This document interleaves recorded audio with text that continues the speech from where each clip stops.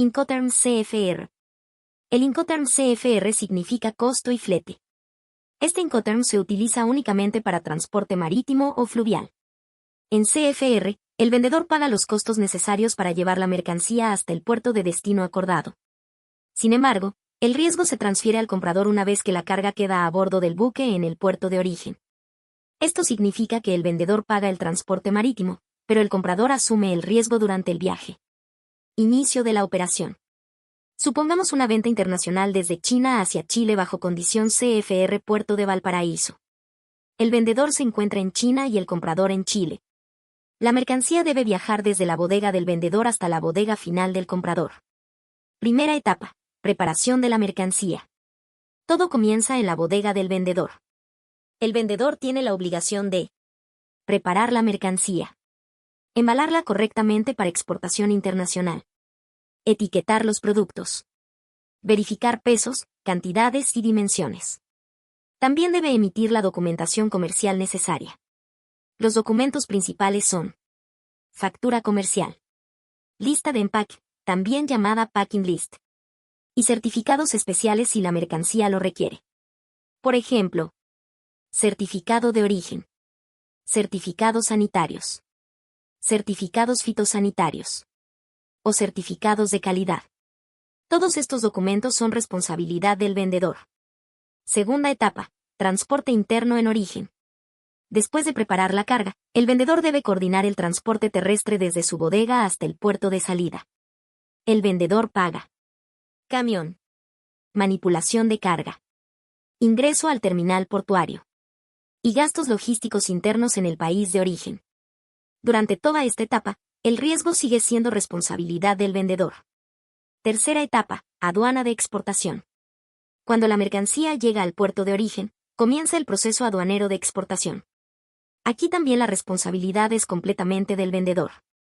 El vendedor, o su agente de aduanas, debe realizar la declaración de exportación, la presentación de documentos ante aduana, la coordinación de inspecciones y la autorización de salida de la mercancía. El vendedor también paga honorarios del agente de aduanas de exportación, gastos portuarios de origen, terminal handling charges de origen y costos administrativos relacionados con la exportación. Cuarta etapa: carga al buque.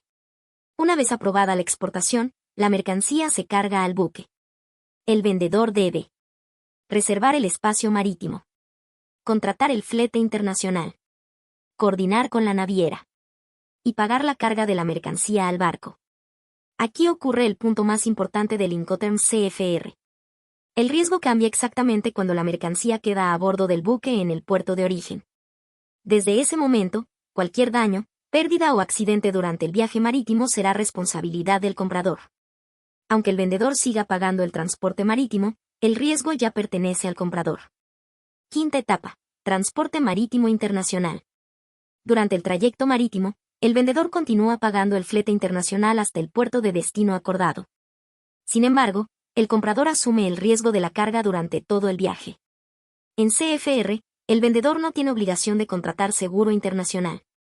Por esta razón, se recomienda que el comprador contrate un seguro de carga para proteger la mercancía durante el transporte marítimo. Sexta etapa: documentación de transporte. Después del embarque, la naviera emite el documento más importante del transporte marítimo. Este documento se llama Bill of Lading, también conocido como BL. El Bill of Lading sirve como comprobante de embarque, contrato de transporte y documento de propiedad de la carga. El vendedor debe entregar al comprador el Bill of Lading, la factura comercial, la lista de empaque y los certificados acordados en la negociación. Séptima etapa: llegada al puerto de destino. Cuando el buque llega al puerto de destino, comienzan las responsabilidades del comprador. El comprador debe asumir gastos portuarios de destino, descarga de la mercancía, si no está incluida en el flete, almacenaje, manipulación portuaria y coordinaciones locales. En esta etapa, el riesgo ya pertenece al comprador desde el momento del embarque en origen. Octava etapa: aduana de importación. Luego comienza el proceso de importación en el país de destino. Toda la responsabilidad aduanera en destino corresponde al comprador. El comprador, o su agente de aduanas, debe realizar la declaración de importación, la clasificación arancelaria, la presentación documental ante aduana y el pago de impuestos y derechos aduaneros. Los documentos necesarios normalmente son factura comercial, packing list, bill of lading, certificado de origen, si aplica, y permisos especiales según el tipo de mercancía. El comprador también debe pagar derechos de aduana, IVA, honorarios del agente de aduanas y gastos administrativos de importación. Novena etapa: transporte final hasta la bodega del comprador.